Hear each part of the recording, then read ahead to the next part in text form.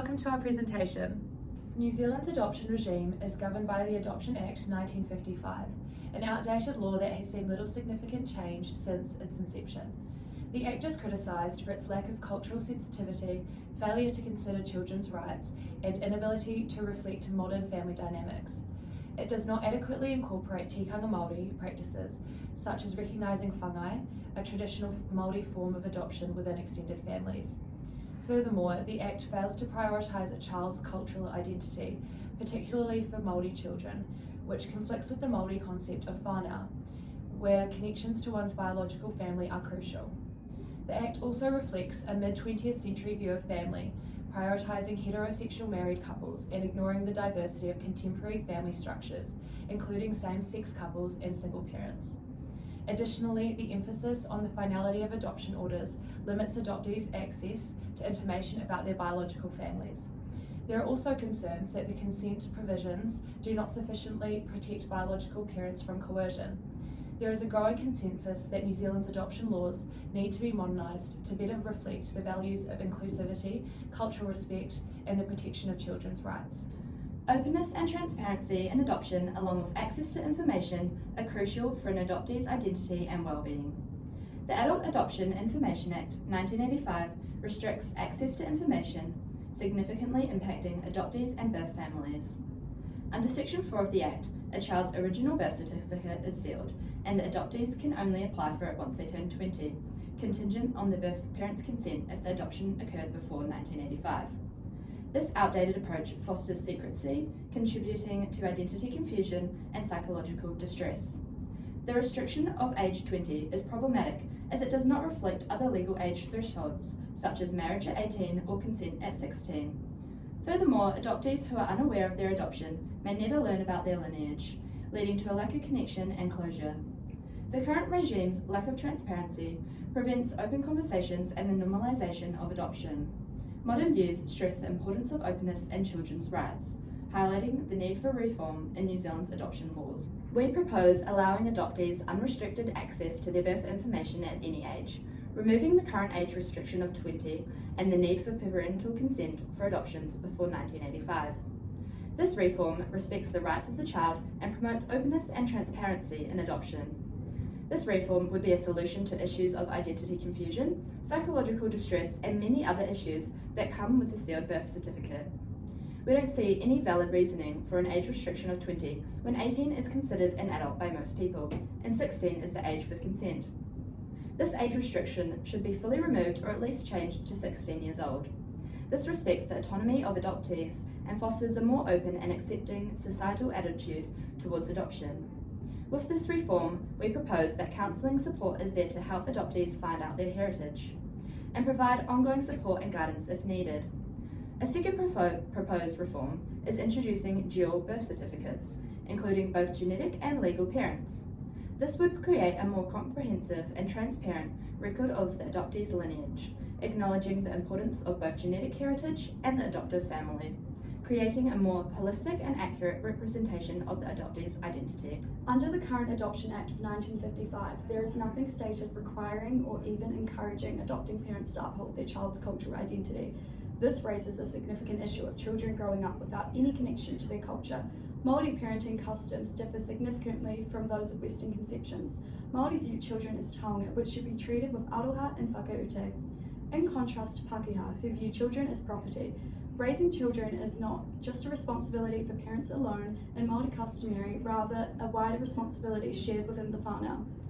The current legal position of adoption in Aotearoa is monocultural, being based upon Western conceptions, completely disregarding Māori ideals and practices. Te Tiriti o Waitangi holds the Crown responsible for upholding and preserving tikanga values, which is contradicted within the Act. Claims have been brought upon the Waitangi Tribunal arguing breaches of Article 2 of Te Tiriti, which states that Māori reserve the right over taonga. The Act focuses on a Pākehā outlook of children being property, thus reaffirming a breach of Article 2. Currently, when a Māori child is adopted into a Pākehā family, they will be brought up reflecting the Pākehā ideal of parenting. As previously discussed under Section 4 of the Act, the barrier preventing adopted children from accessing their birth certificates until age 20 creates a disconnect to cultural identity. The first 20 years of a child's life is argued as the most crucial, as habits, customs, and personal views are developed. There is nothing holding adoptive parents subject to incorporating and promoting cultural values and knowledge into the child's life. Therefore, a child could live their whole adolescence unaware of their cultural heritage, leading them to a disconnect of their identity. The story of Kim McBreen shows the heartbreaking implications on a person growing up without any knowledge of their heritage. Kim was adopted into a Pākehā family and found out her father was Māori in her 30s. She describes this as not feeling real. She may now know information on her biological whānau, but it is just catch-up information rather than what could have been years of relationships and connections. Not only does this loss of identity be something that Kim will have to carry, but this will also be carried into her children and future generations. The implications of the current adoption regime are damaging and disrespectful towards tamariki, causing a mass generational loss of cultural identity. The protection of whakapapa and tikanga needs to be incorporated and upheld in our adoption laws, and Aotearoa must follow its obligations set out in Te Tiriti o Waitangi. A special consideration for Māori children could be introduced into the Act, legally requiring an extra effort to place Māori children within Māori families or with parents who show a commitment to upholding Māori culture in the child's upbringing. As it may not always be possible to place a Māori child within a Māori whānau, reforming the Act to include cultural competency training would be beneficial for adoptive parents to take part in. This would involve training the adoptive parents in understanding all aspects of the child's culture and how to incorporate this in their lives. This would also raise awareness of cultural sensitivity for parents, as well as the impact that a disconnect of identity can have on a child's well-being. Requiring adoptive parents to actively preserve and promote the culture of the child would include actively incorporating aspects of the culture into their childhood. Adoptive parents would be encouraged or required to maintain relationships within the child's iwi, giving the child connections within their heritage whilst providing a space with others of the same culture. Parents would be expected to involve the child in Māori cultural activities, such as attending marae gatherings, celebrating Matariki, and any other significant Māori events related to the child. Learning Te Reo Māori and ensuring the child has access to Māori education would also become part of the amendment to the Act. After carefully selecting parents who are fit to raise a Māori child, enclosing them with relevant information on the child's culture, and incorporating this into their upbringing would see more children growing up with a sense and connection to their cultural identity. A final prominent issue within the current adoption regime is the significant limitations on who can apply for an adoption order under the Act. Section 3 of the Adoption Act 1955 permits an application for adoption by any person alone or two spouses together. This reflects the traditional heteronormative view that an ideal adoption should be carried out by a male and female who are married. This is a clear restraint on the numerous family structures that do not fit the ideal nuclear family mould. The use of the term spouses in Section 3, Subsection 2 of the Act has proven to be problematic. Spouse has generally been understood to describe a husband or wife in relation to their married partner. Therefore, the use of the term precludes de facto couples, same-sex couples, and Māori customary marriages from adopting children under the Act. As a result, many couples have been prevented from legally adopting children. In the matter of our adoption, a de facto couple's application to adopt was declined because the court is forbidden by Parliament to entertain a joint application for adoption by two people who are not married.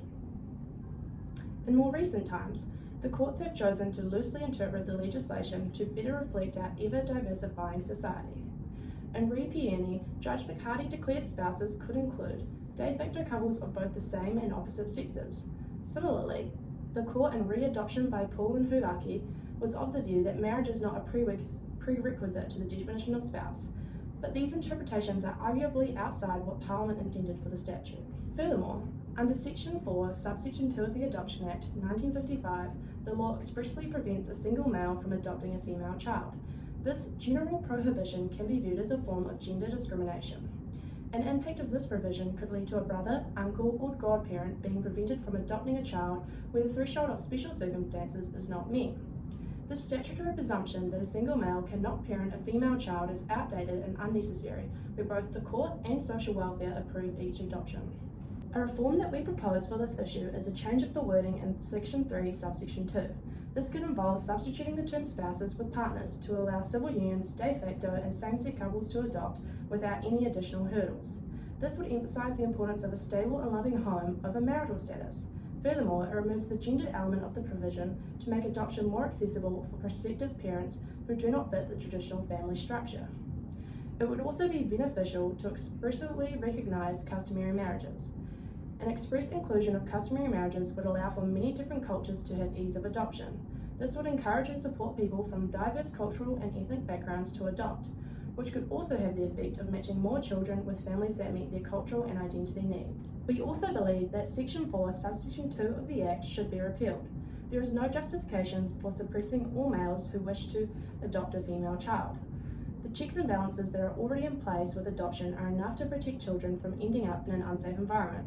This provision is inconsistent with modern societal values and puts an unnecessary prejudice on males wanting to adopt female children. A repeal of this provision would be a shift from a one-size-fits-all approach to a more inclusive one that allows more individuals to be considered for adoption. I will now apply these reforms to real-life scenarios. The first scenario involves Isabella, a 3-year-old female child, who is facing the prospect of adoption due to the death of both of her parents. Isabella has an uncle, Luke, who is in a homosexual marriage with Chris. Under our proposed reform, Isabella would be able to be adopted by her uncle Luke and his husband, as they were the closest and most suited relatives. She would also have access to all information regarding her adoption from the moment of its inception, enabling her to have a completely transparent and open understanding of her ancestry and birth parents. The second scenario involves Wiremu, an 11-year-old male child of Māori descent. Due to his family circumstances, he is facing adoption. Under our proposed reform, Wiremu would be placed under the care of Alex and Sally, who have had extensive cultural competency training and who will also be obliged to maintain Wiremu's relationship with his wider whānau, attendance at cultural and iwi events, and the integration of te reo within their household. Thank you for watching!